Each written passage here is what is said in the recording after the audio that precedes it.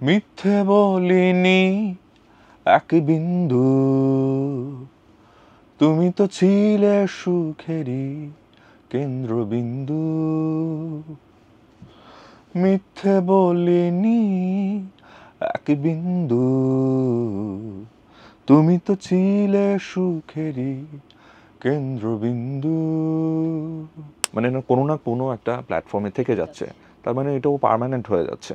আপনি দেখতে পাচ্ছেন আপনার অ্যাক্টিংয়ে দর্শক কাঁদছে, হাসছে, এটা একটা অন্যরকম অনুভূতি। দর্শক স্বাগত জানাচ্ছি দেশ রূপান্তরের তারকার সঙ্গে অনুষ্ঠান থেকে। সাথে আছি আমি ফারজানা নিকিতা। তারকার সঙ্গে অনুষ্ঠানে প্রতি পর্বে আমরা কিন্তু নতুন নতুন সব তারকাদেরকে আমন্ত্রণ জানিয়ে থাকি। তাদের সাথে গল্প করি, আড্ডা দেই, কথা বলি। তাদের নানা অজানা অনেক গল্প কিন্তু আমরা শুনে থাকি। আজকেও কিন্তু আমার সাথে আছেন এমন একজন তারকা, এমন একজন অতিথি, যিনি আমাদের সবার প্রিয় অভিনেতা এবং মডেল ইমতিয়াজ বর্ষণ।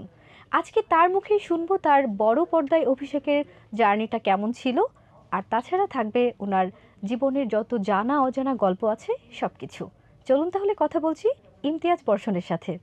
কেমন আছেন ভাইয়া? আমি ভালো আছি, আপনি কেমন আছেন? একটু ভালো আছি। সিনেমায় আসার যাত্রা, আপনার জানা অজানা সব গল্প আজকে আমরা শুনবো। আমি যতটুকু জানি আপনি প্রথমে সিনেমার পেছনে কাজ করতেন, ঠিক আছে? সেইখান থেকে আপনি বড় পর্দায় কিভাবে আসলেন, সেই জার্নিটা একটু শুনবো। আমার অভিনয়ের শুরু বেসিক্যালি থিয়েটারে। আমি থিয়েটার করতাম চট্টগ্রামে, ওখানে থিয়েটারে অভিনয় করতাম। অভিনয় করতে করতেই একটা সময় আমি ঢাকায় আসি, এবং ঢাকায় এসে আমার প্রথম যে কাজ করা হয় সেটা হলো সহকারী পরিচালক হিসেবে আমার কাজের শুরু। সেখান থেকে আমার টেলিভিশন স্ক্রিনে অভিনয় করা হয়। তারপরে এক সময় সিনেমাতে অডিশনের সুযোগ হয়। আমি আসলে অডিশন দিয়ে প্রপারলি অডিশনে টেকে তারপরে আমি সিনেমায় অভিনয়। থিয়েটারে কতদিন ছিলেন? আমার একদম, যদি থিয়েটারে প্রপার থিয়েটার বলি, সেটা 10 বছর। 10 বছর পর আপনার বড় পর্দায় অভিষেক। না না, 10 বছর পরে আমি ঢাকায় কাজ করা শুরু করি। ঢাকায় শুরু করেছেন, তার আগে তার আগে তো ছোটই ছিলেন, ছোটই কাজ ছিলাম, করা হয়নি। আচ্ছা, তখন কাজ করা হয়। আপনার প্রথম সিনেমা 49-এর বাতাস, 49 বাতাস, হ্যাঁ, সেই যাত্রাটা কিভাবে হলো? আপনার কেমন অনুভূতি ছিল তখন, কেমন ফিল করেছেন? যে কোনো অভিনেতার জীবনের মানে একটা শেষ টার্গেট থাকে আসলে বড় পর্দায় কাজ করা। তো আমি একজন অভিনেতা হিসেবে আমারও ইচ্ছে ছিল, বা আমার লক্ষ্যই ছিল যে আমি কোনো একদিন বড় পর্দায় অভিনয় করব। তো যখন আমার 49 বাতাসে অডিশনের সুযোগ আসে, ডিরেক্টর যখন আমাকে অডিশনের জন্য ডাকেন, আমি অডিশন দেই। আমি খুব একটা যে মানে আমি যে সিলেক্ট হয়ে যাবে আমি অতটুকুন আশা করিনি, কারণ অনেকেই অডিশনে ছিলেন, অনেক ভালো অভিনেতারাই ছিলেন। সম্ভব আমার লুক অনেক কিছু মিলিয়ে ডিরেক্টর পছন্দ করেছেন, প্রডিউসার পছন্দ করছেন। তারপর টিকে যাওয়ার পর তো শুটিং যেভাবে শুরু করা হয় ওভাবে করা। শুটিংয়ে মানে যেহেতু আপনার প্রথম সিনেমা, মানে বিষয়টা সবকিছুই আপনার কাছে নতুন। কেমন কিভাবে যাচ্ছিল আপনার সময়টা? শুটিং আমার কাছে কখনোই নতুন ছিল না, কারণ তার আগে থেকে তো আমি কাজ করতাম হ্যাঁ, কাজ করেছেন কিন্তু সিনেমাতেও। ওটা শুটিং আমার কাছে নতুন, মানে 49 বাতাসের শুটিং আমার কাছে একেবারেই নতুন ছিল না, কারণ আমি যেই সিনেমাতে কাজ শুরু করেছিলাম সেটা আরও আগের গল্প। তো আমার যে কোনো শুটিং আমি খুব এনজয় করি, এবং শুটিংয়ের প্রত্যেক দিন আমার কাছে খুবই আনন্দের, কারণ আমি এই কাজটাকে শুধু আমার পেশা হিসেবে দেখি না, এটা আমার নেশা, এটা আমার ভালোবাসার জায়গা, এটা আমার পছন্দের জায়গা, এটা আমার কমফোর্টের জায়গা। আপনার এই সিনেমায় কো আর্টিস্ট হিসেবে ছিল শার্লিন ফারজানা। ওনার সাথে আপনার কেমন সম্পর্কটা ছিল, বা কেমন গেছে? সাপোর্ট করে অনেক সময়। এমনিতেও রেগুলার সবাইকে আমরা হেল্প করি, সবাই কো আর্টিস্ট হিসেবে সবাইকে কমফোর্ট দেওয়ার চেষ্টা করি। সেই জায়গা থেকে শার্লিনের ব্যাপারটা আলাদা, কারণ আমরা খুব বন্ধু হয়ে গেছিলাম। কারণ ফিল্মের জানি একটা লম্বা জার্নি, ওই লম্বা জার্নি দিতে দিতে হয় কি ডিরেক্টরের সাথে, আর্টিস্টের সাথে, টিমমেটদের সাথে একটা ফ্রেন্ডশিপ গ্রো হয়ে যায়। তো আমার প্রথম মুক্তি পাওয়া আমার প্রথম সিনেমা 49 বাতাস, তার নায়িকা শার্লিন ফারজানা। খুব স্বাভাবিকভাবেই আমাদের ইমোশনটা ছিল একটু অন্যরকম এই ছবির ব্যাপারে, এবং আমাদের বন্ধুত্বটা এত ভালো সেটা এখনও টিকে আছে, এবং হয়তোবা আজীবন টিকে থাকবে। 49 বাতাস গল্পটা এত সুন্দর ছিল, আমার খুব প্রত্যাশা ছিল যে 49 বাতাস খুব সাড়া পাবে, এবং যতটুকুন পেয়েছে তার চেয়ে আরও বেশি পাওয়ার হয়তো সুযোগ ছিল, কারণ আমরা ঠিক করোনার পরপরই যখন ছবিটা রিলিজ হয় তখন মানে ওইটা দিয়ে আসলে নতুন করে করোনার পরপরই সিনেমা মুক্তির প্রচলনটা শুরু হয়েছিল। তার আগে পর্যন্ত 1 বছর কোনো সিনেমা রিলিজ দেওয়া হয়নি। তো এই করোনার এত প্রতিবন্ধকতা সত্ত্বেও অনেক শো হাউসফুল গেছে। কালপুরুষ নিয়ে একটু কথা বলবো। কালপুরুষে আপনি পুলিশের চরিত্রে অভিনয় করেছেন, বেশ এনজয় করেছেন। কারণ আমি সরাসরি কখনো পুলিশের চরিত্রে এর আগে অভিনয় করিনি। একদম মানে আমি ইয়েতে করেছি, মানে গোয়েন্দা চরিত্রে অভিনয় করেছি। গোয়েন্দা বলতে মানে ডিটেকটিভ ব্রাঞ্চের পুলিশ হিসেবে কাজ করেছি একটা সিরিজে।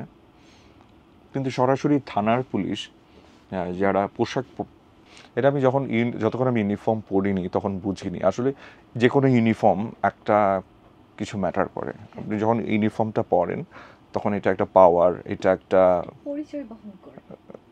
পরিচয় তো বহন করেই, তার উপরেও দেখবেন একটা পাওয়ার, একটা একটা অন্যরকম একটা অনুভূতি দেয়। নট অনলি পাওয়ার, যে আপনার একটা রেসপন্সিবিলিটি।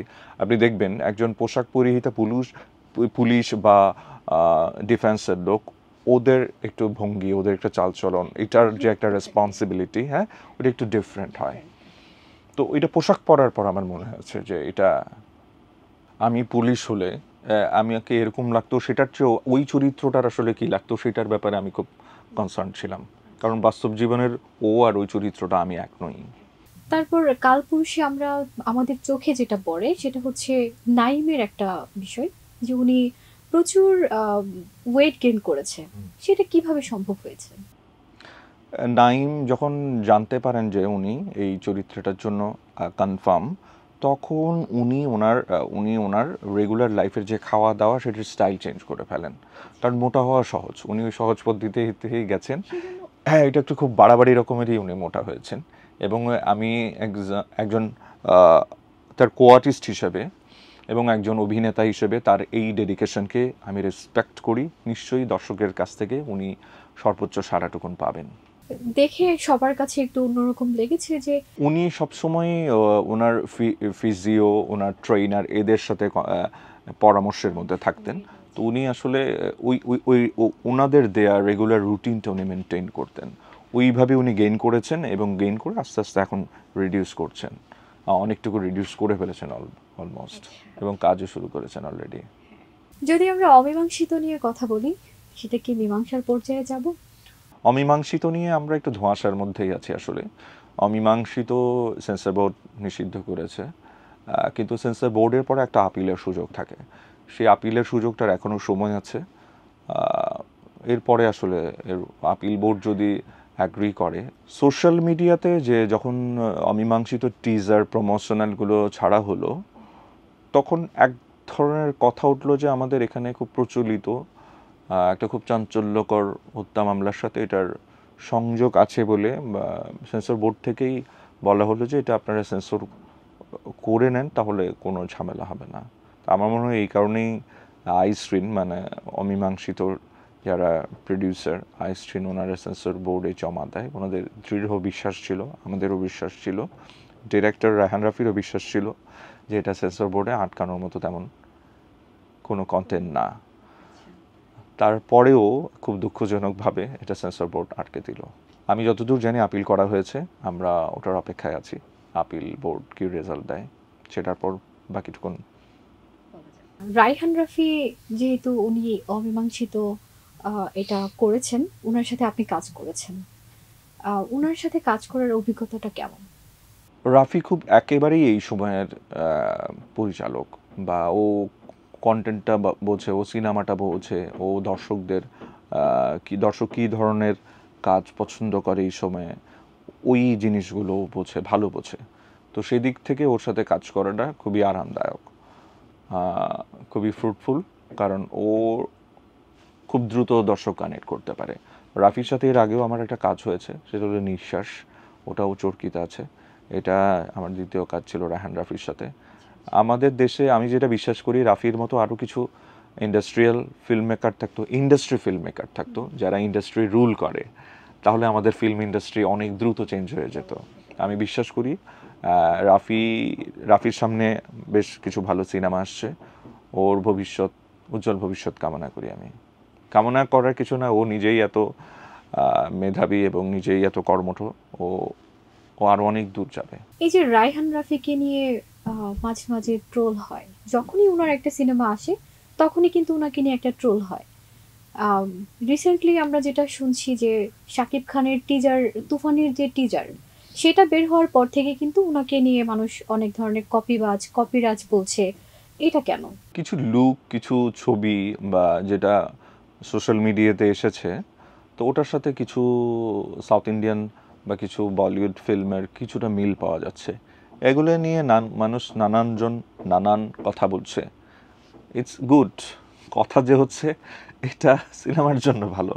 এই কথাগুলো চলতে থাকুক, যখন সিনেমা আসবে, রিলিজ হবে, হলে গিয়ে মানুষ দেখবে, তারপরে বুঝতে পারবে আসলে মিল আছে কি নেই। সাকিব খান তো খুব পরীক্ষিত এবং প্রমাণিত একজন অভিনেতা, স্টার, সুপারস্টার। তো উনি যেহেতু ডিরেক্টর রায়হান রাফি, রায়হান রাফিকে নিয়ে কথা হবে এটাই। মানে রায়হান রাফি, মানে যেহেতু যিনি বানাচ্ছেন, তাকেই আসলে বলবে যে উনি কেন শাকিব খানকে দিয়ে এই ধরনের কাজ করাচ্ছেন। হ্যাঁ, অ্যাকচুয়ালি আমরা তো কেউ গল্প জানি না, কারণ আমরা দূর থেকে যাই বলি। ওটা যতক্ষণ পর্যন্ত না ছবি রিলিজ না হয়, ওই কথাগুলো শুধু কথাই হয়ে থাকবে। আমার মনে হয় সামনে খুব ভালো একটা কাজ আসছে ঈদে, রায়হান রাফির তুফান। তো ছবি দেখার পর আসলে বোঝা যাবে এই অমিল মিল আদৌ কপি কিনা।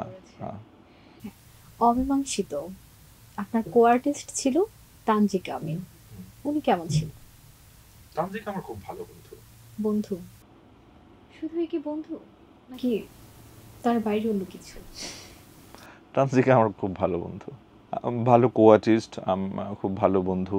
আমাদের মিডিয়া তো খুব ছোট্ট একটা জায়গা, তো আমাদের বন্ধুতাটাও আসলে কাজের মাধ্যমে হয়ে থাকে। তো কাজ করতে করতে গিয়ে একটা ভালো বন্ধুতা তৈরি হয়েছে ওর সাথে। আমার আরও আগেও কাজ হয়েছে। তো কিছু কিছু সময় দেখা যায় যে আমরা কোথাও একসাথে যাই বা কোথাও একসাথে সময় কাটাই বা কোনো প্রোগ্রামে একসাথে গেলাম। আহ আরেকটা আপনার কাজের কথা বলবো, ওরা সাতজন। ঠিক আছে, ওরা সাতজনের ওই গল্পটা যদি আমাদেরকে একটু বলেন। ওরা সাতজন হলো মুক্তিযুদ্ধের সময়কার একটা ঘটনা নিয়ে ছবি।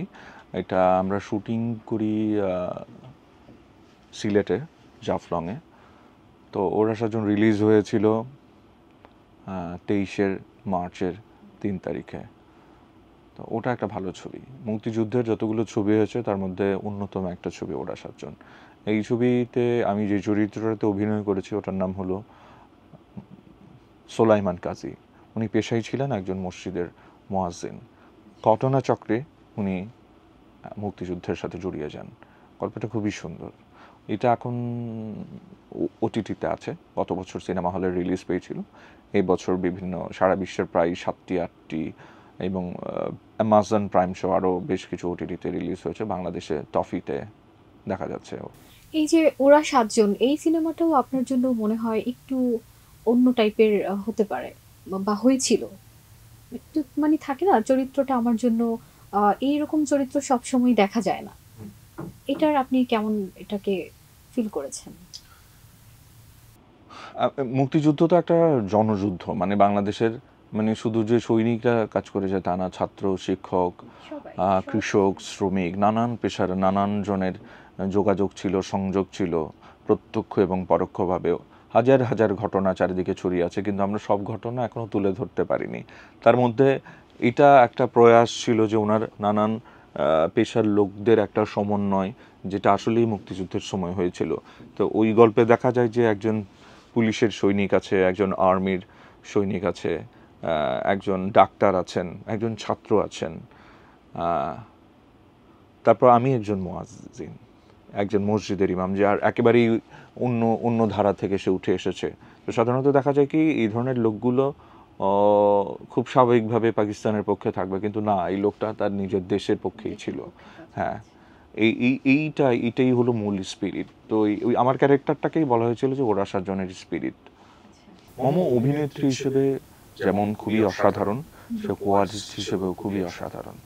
আমরা নায়িকার কথা যদি বলি, আরেকটা নায়িকার কথা বলতে হয়, সেটা হচ্ছে বাংলাদেশের চিত্রনায়িকা নিপুণ।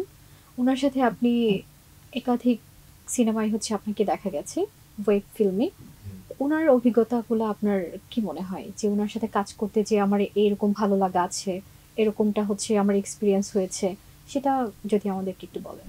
নিপুণ আপার সাথে আমি প্রথম কাজ করি এই ওয়েব ফিল্ম অপলাপ, ওটা দীপ্ত প্লেতে আছে। ওই কাজ করতে গিয়েই আমরা পরের আরেকটা ছবিতে আমি কাজ করার সুযোগ পাই, তাও নিপুণ আপার মাধ্যমে। সেটার নাম হলো আজান, ওটার ডিরেক্টর হলো জায়েদ হোসেন ভাই। তো নিপুণ আপা বলাতে আসলে আমি পরের ছবিতে নিপুণ আপার সাথে কাজ করতে পেরেছি। তো নিপুণ আপার যে কত কোঅপারেটিভ এটা এইটাতে বোঝা যায়। উনি যখন আমার সাথে কাজ করলো, তো আমি আসলে একটু নার্ভাস ছিলাম, খুব স্বাভাবিক। উনি খুবই কমার্শিয়াল ফিল্মের নায়িকা, ওনাদের অ্যাটিটিউড কেমন হবে আমি জানতাম না, বাট উনি এত হাম্বল এবং এত সহযোগী মনোভাবাপন্ন যে ওনার সাথে কাজ করে আমি বেশ কমফোর্টেবল ছিলাম। ভালো কোনো প্রভাব ফেলছে বলে আমার মনে হয় না, যতটুকু প্রভাব ফেলছে ওটা খারাপই হবে। আমাদের প্রধান দায়িত্ব আসলে কাজ করা। আমরা আসলে কাজ করে যাওয়াই আমাদের কাজ। আমরা কাউকে বিনোদিত করি, কাউকে বিভিন্ন মেসেজ দিই আমাদের কাজের মাধ্যমে। দেশের মানুষকে, একটা দেশের মানুষের রুচি তৈরি করে হলো শিল্পীরা, সেই দেশের আর্টিস্ট, সেই দেশের নৃত্যশিল্পী, কণ্ঠশিল্পী, সেই দেশের সুরকার, অভিনেতা অভিনেত্রী, যারা নাটক লেখে, যারা সিনেমা লেখে, সিনেমার ফিল্মের পরিচালক, পুরা শিল্পী সমাজ একটা দেশের স্ট্যান্ডার্ড, একটা দেশের রুচি, তার পোশাক কেমন হবে, তার আচার আচরণ কেমন হবে, সেই জায়গাগুলো আসলে প্রত্যেকটা দেশেই খেয়াল করবেন। ওরাই সেট করে, স্ট্যান্ডার্ড সেট করে ওঠায়, ওরাই ট্রেন্ড সেট করে, ট্রেন্ড ব্রেক করে। কিন্তু আমাদের জায়গায় আমাদের কিছু কিছু জায়গা আসলে খুবই দুঃখজনক লাগে, মানে এসবের সাথে আমাদের খুব বেশি ইনভলভ না হয় বেটার আমার মনে হয়। আমি খুবই লাকি বলবো, আমি যাদের সাথেই কাজ করেছি কারোর সাথে আমার খুব আনকমফোর্টেবল কখনো লাগেনি। তো সবার সাথে আমার যারা বন্ধু আছে ওরা তো বটেই, আরও যাদের সাথে এমনিতে কাজের সূত্রে যোগাযোগ হয়েছে তাদের প্রত্যেকের সাথে আমি কাজ করে বেশ স্বাচ্ছন্দ্য বোধ করেছি। সেক্ষেত্রে আমি বলবো আমি হয়তো বা লাকি, হয়তো খুব ভালো আর্টিস্টদের সাথে আমার কাজের সুযোগ হয়েছে। থাকে না এরকম যে একটা পার্সন যে তার সাথে আমার কাজ করতে অনেক ভালো লেগেছে, জুটি হিসেবে তাকে আমি আমার কো আর্টিস্ট হিসেবে অনেক ভালো পেয়েছি, তার মতো আর এরকম হয়নি, সেরকম কি কেউ আছে? যেমন আমি যদি কাজ করে স্বাচ্ছন্দ্য বোধ করি, আমি যদি যেহেতু আমাদের সারা বছরই কাজ করতে হয়, তো আমি একজনের সাথে তো আর সারা বছর আমার কারোর সাথে খারাপ লাগেনি। আমার ধরেন অর্ষা বলেন, মমো বলেন, তানজিকা বলেন, যাদের সাথে আমার বেশি কাজ করা হয়েছে, তারপরে মেজাবিনের সাথে আমার একটা কাজ আছে, প্রত্যেকের সাথে কাজ করে আমি খুব স্বাচ্ছন্দ্য বোধ করেছি। কেউ কখনো একটা সেকেন্ডের জন্য যে সেটে বলেন বা সেটের বাইরে বলেন কেউ যে খুব আনকমফোর্টনেস বা ব্যাড বাস দিয়েছে এরকম কেউ আমার খুব একটা দেখা হয়নি। এখনকার দর্শকরা অনেক বেশি কাজ দেখে, অনেক নানান ধরনের কাজ দেখে। এখন শুধু একজন আর্টিস্টকে একজন দর্শক একটা নির্দিষ্ট জনরাতে দেখতে চায় না। যদিও আমাদের ওয়েব ফিল্ম বা ওয়েব সিরিজগুলোতে আমরা খুব বেশি দেখি যে থ্রিলার, মার্ডার মিস্ট্রি, খুব মানে দর্শক এঙ্গেজিং গল্পগুলো আমরা খুব বেশি দেখি, ফ্যামিলি ড্রামা আমরা কম দেখি, কমেডি কম দেখি। বাট যেহেতু আমি একজন পারফর্মার, আমার কাজ হলো পারফর্ম করা, আমার কাজ হলো চরিত্রটাকে পছন্দ করা, চরিত্র সিলেক্ট করে পছন্দ করলে ওই চরিত্রটা আমি কতটুকুন ওই চরিত্রটার মতো করে করতে পারবো সেই চেষ্টাটা করা, ডিরেক্টরের সাথে আলোচনা করে। আমি আসলে নির্দিষ্ট কোনো জনরা যে আমি খুব পারদর্শী সেইটা আমি শিওর না। আমার গল্প পছন্দ হলে, আমি যদি করতে সক্ষম হই, তাহলে আমি করতে চাই। সময়ের সাথে সাথে এখন কিন্তু দর্শকরাও অনেক আপডেট, তারাও কিন্তু এখন অনেক কিছু বোঝে। একটা সময় ছিল আমরা শুধুমাত্র সিনেমার পর্দায় আমরা সবকিছু অভিনয় এগুলো দেখতাম, ওটিটি ছিল না, তখন নাটকও হয়তো খুব কম ছিল।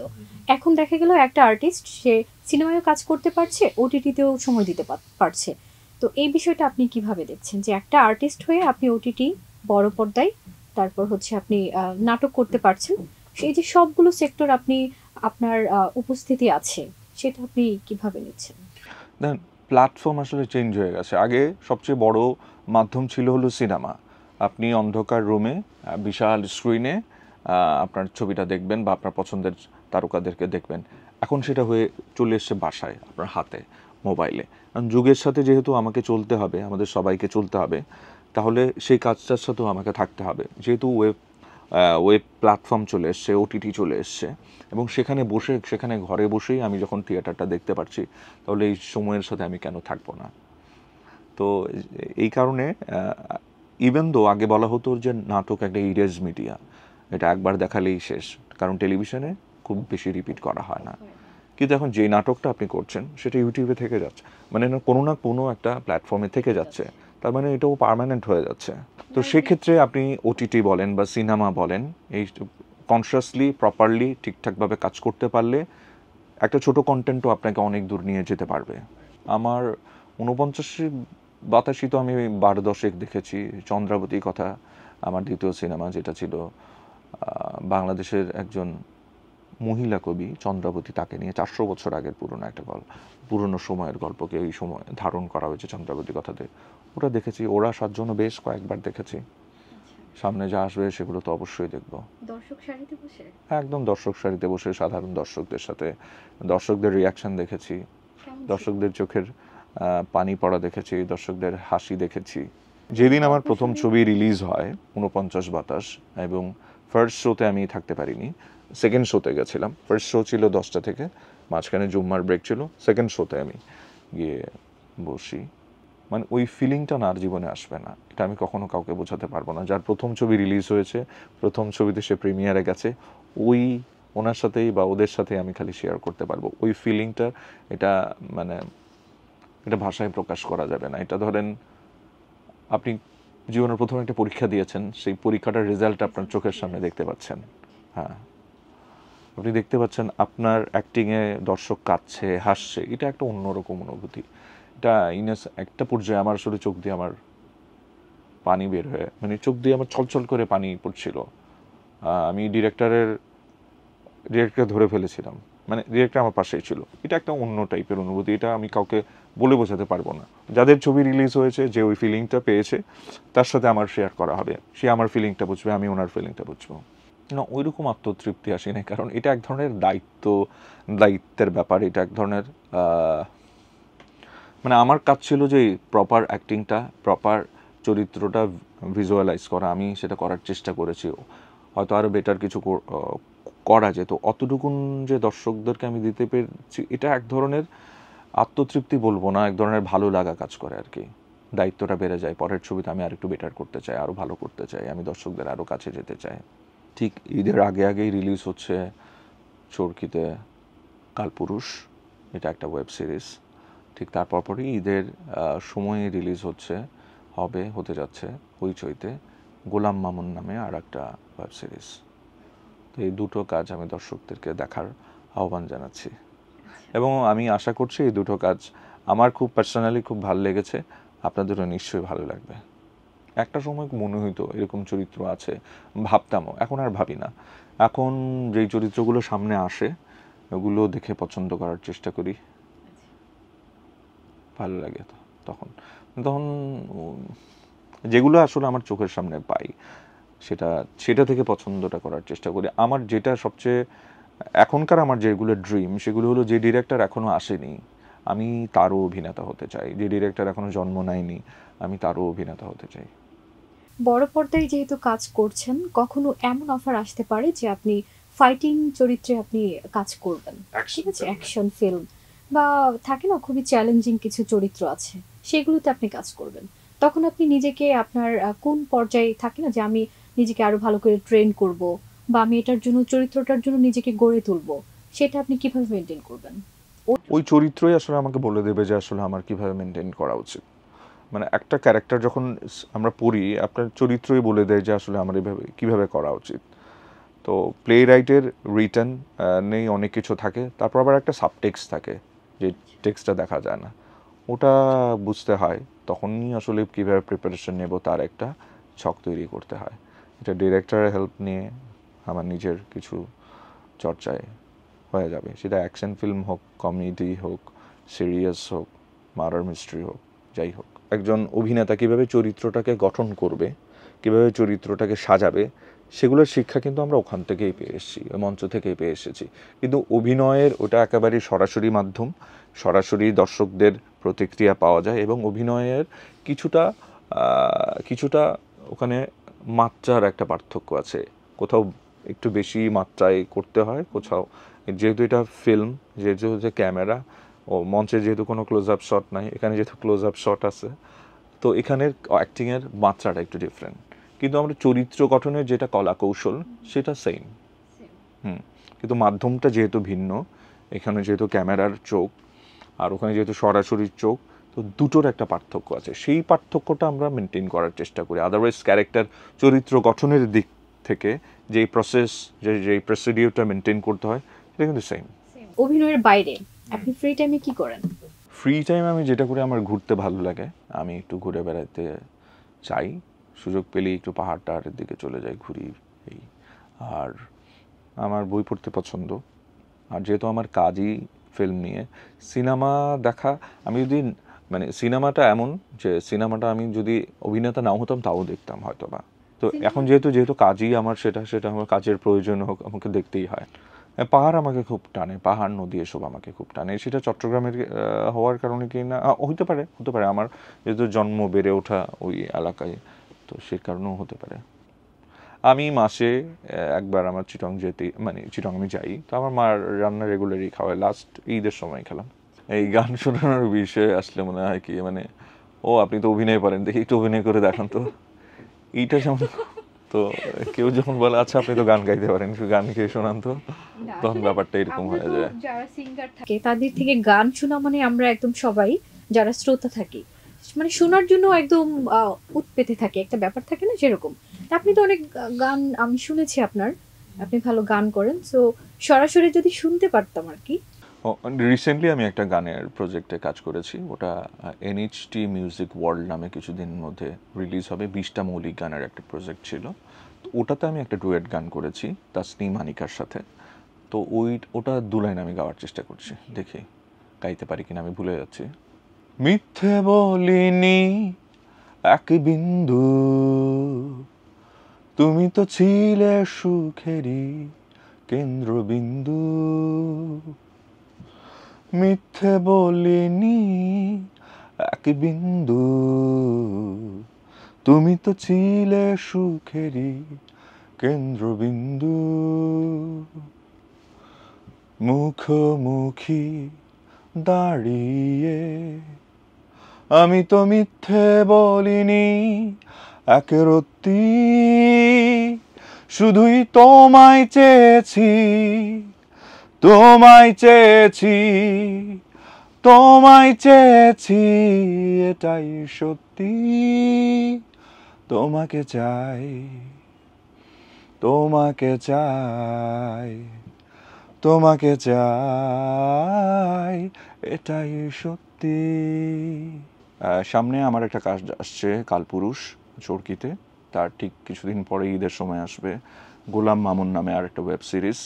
আপনারা আমাদের কাজের সাথে থাকবেন, যেভাবে করে এতদিন ছিলেন, ভবিষ্যতেও থাকবেন এবং ভালো কাজের সাথে থাকবেন আশা করছি।